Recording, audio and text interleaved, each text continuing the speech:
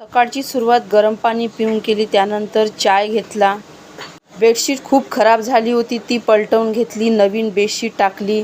सगळा पसारा आवरून घेतला आणि फ्रीज पण साफ करायला घेतला. फ्रीजमध्ये खूप झुरळ झाली होते.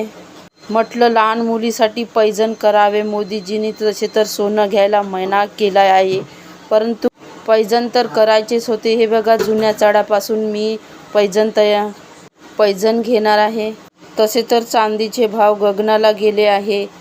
सामान्य माणसाला ते काही परवडण्यासारखं नाही आहे. आणि बाहेरचं आणि प्यायचं पाणी भरून घेतलं. त्यानंतर कपडे निरम्यात टाकले आणि स्वयंपाकाची तयारी केली. आंघोळ करून पूजा करून घेतली. काही वेळानंतर आमचं पार्सल आलं. त्यामध्ये मी नॉनस्टिकचा तावा बोलवला होता. तावा इतका छान आला की जडही होता आणि मला तो तावा खूप छान आवडला. त्यानंतर सगळे कपडे धुवून घेतले. ऊन एवढी वाढली होती की बाहेर निघूशाही लागत नव्हते. ताव्याची क्वालिटी A1 आहे. माझ्या मुलीनं तर संध्याकाळच्या पोळ्या करायला घेतल्या. त्यानंतर भांडे लावून घेतले आणि झाडू पण मारून घेतला आणि संध्याकाळच्या स्वयंपाकामध्ये पिठलं भाकरी केल्या. आजच्यासाठी एवढंच. भेटूया पुढच्या ब्लॉगमध्ये.